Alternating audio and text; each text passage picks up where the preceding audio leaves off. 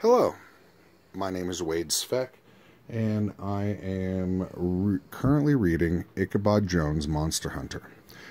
This is their fancy schmancy collector's edition. It was written by Russell Noheely, and the art and letters were by Renzo Podesta. Now, I chose this book because I met with Russell at Comic-Con last year. He was an interesting guy and a top-notch salesman. I've been in sales for a couple of decades, and so I really respected him and his sales pitch. Now, right off the bat, we get a supernatural aid and call to adventure.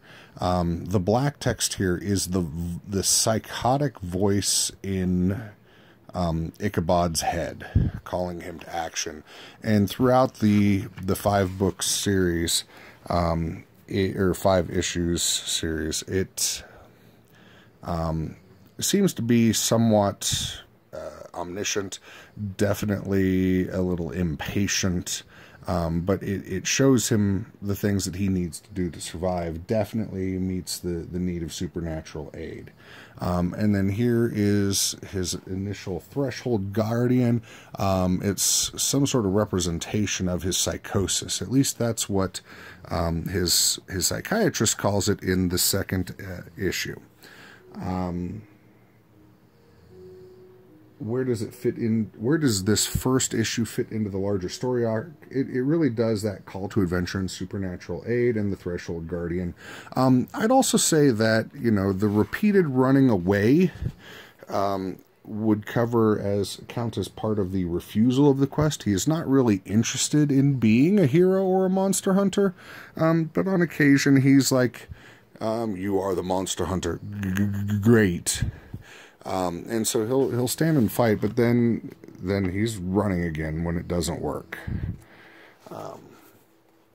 The rest of the series, he gets some allies and helpers. There's Zombie Thomas, Kathy, some refugees. He goes through numerous tests of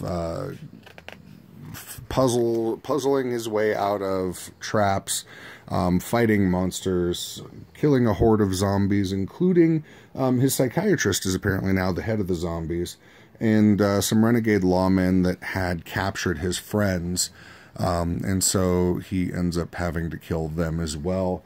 The big departure from the normal hero's journey is that he doesn't really get a reward. He dies at the end.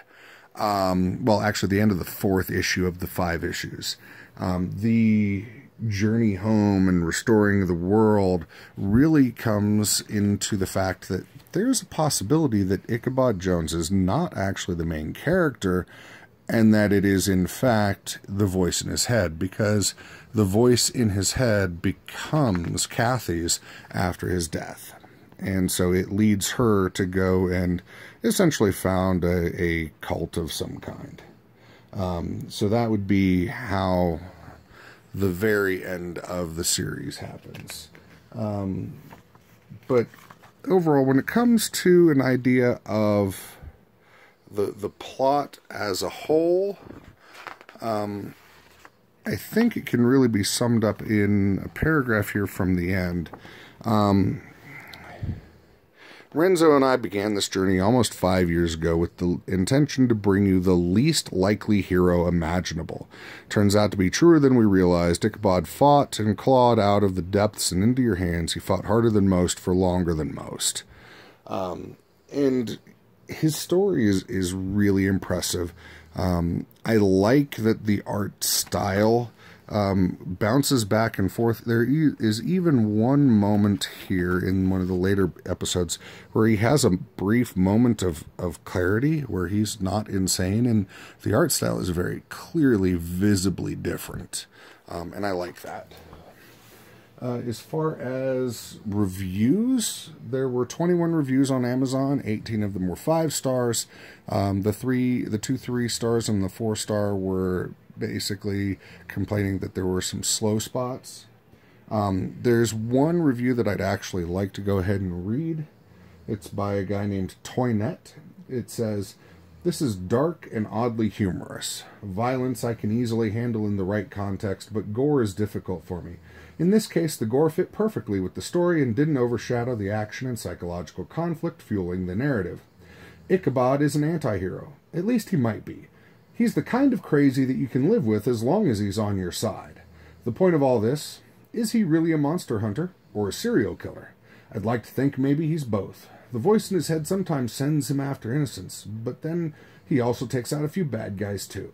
My biggest concern isn't whether the monsters are real, it's how real are they. Maybe they're bad people who look like monsters to Ichabod, and that's why he's able to kill them. Who really knows? The development of the plot is excellent. The author doesn't just reveal the mystery in words or images, but instead slowly builds the conflict in between battles for survival. It's just the type of story that meshes well with illustration as an amplifying factor.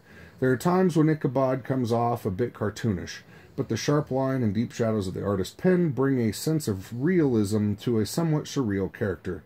I don't know why, but for some reason I like Ichabod's toes. They make me laugh. The stunning and yet darkly chaotic illustrations are the perfect accompaniment to the written dialogue between Ichabod and the voice. While there are zombies mentioned in the story, this is more of a character study. I'd recommend this to fans of The Walking Dead and mature comic book readers who don't mind a bit of gore and flat-out weird stuff. I purchased this book as part of a crowdfunding campaign and am very pleased with the outcome. So, in conclusion, I'm really going to say that this was an excellent comic. I'm very happy that I made the purchase that I did. And like good comics and sequential art, the story is there, and it could have been written out and would be, you know, a nice short story if it was just in writing. But the sequential art style just really adds to and magnifies the writing so that the story is better.